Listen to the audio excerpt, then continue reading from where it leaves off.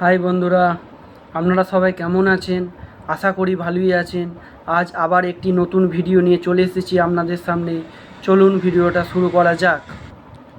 জ্বর সর্দি হলে আমরা হামেশাই প্যারাসিটামল খাই, তা জেনে নেওয়া যাক সারাদিনে একটা মানুষ কতগুলো প্যারাসিটামল খেতে পারে আর কতটা পরিমাণে খেতে পারে।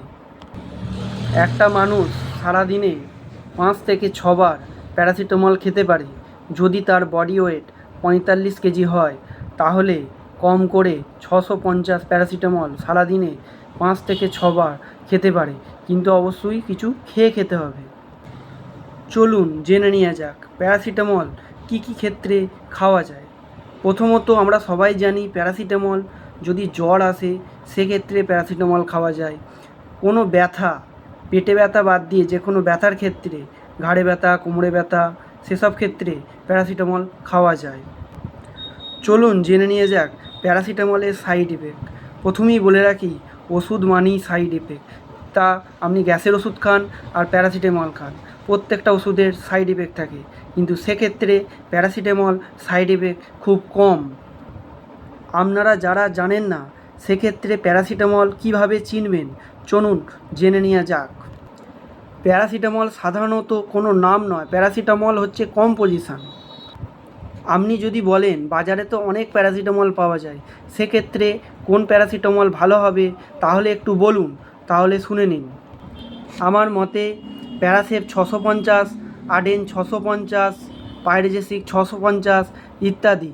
প্যারাসেপ 650, সান, লুপিন, ম্যাগলয়েডস এসব কোম্পানির প্যারাসিটামল খুবই ভালো হয়। অত্যাধিক ব্যথা হলে প্যারাসিটামল কি খুব কাজ করে? চলুন জেনে নেওয়া যাক। অত্যাধিক ব্যথা হলে প্যারাসিটামল খুব যে ভালো কাজ করবে তার কোনো গ্যারান্টি নেই। এদিকে প্যারাসিটামল ক্ষতিও খুব কম। অন্য ক্ষেত্রে যদি খুব জোরালো ব্যথার ওষুধ খান সেক্ষেত্রে ক্ষতির পরিমাণ বেশি, সেক্ষেত্রে প্যারাসিটামল বারে বেশি খাওয়া যায় কিন্তু ক্ষতি খুবই কম। তাই আমি সবাইকে বলবো হুটহাট করে ব্যথার ওষুধ না খেয়ে প্যারাসিটামল খেতে পারেন। শরীরে কতটা টেম্পারেচার থাকলে প্যারাসিটামল খাওয়া উচিত চলুন জেনে নেওয়া যাক। সাধারণত 99, 100-র মধ্যে যদি থাকে সেক্ষেত্রে সঙ্গে সঙ্গে প্যারাসিটামল খাওয়াটা খুব জরুরি। প্যারাসিটামল খেলে কি গ্যাসের ওষুধ খাওয়া যায়? দেখুন, সাধারণত প্যারাসিটামল খেলে সাধারণত গ্যাসের ওষুধ খাওয়ার প্রয়োজন নেই। সেক্ষেত্রে যদি কারো ক্ষেত্রে যদি গ্যাসের সমস্যা থাকে সেক্ষেত্রে প্যারাসিটামলের সাথে গ্যাসের ওষুধ খেতে পারেন, কোনো অসুবিধা নেই।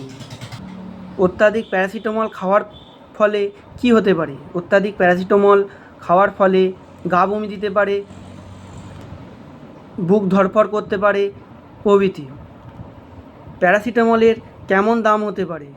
সাধারণত প্যারাসিটামল 650 2 টাকা পিস আর প্যারাসিটামল 500 1 টাকা পিস বিক্রি হয়ে থাকে।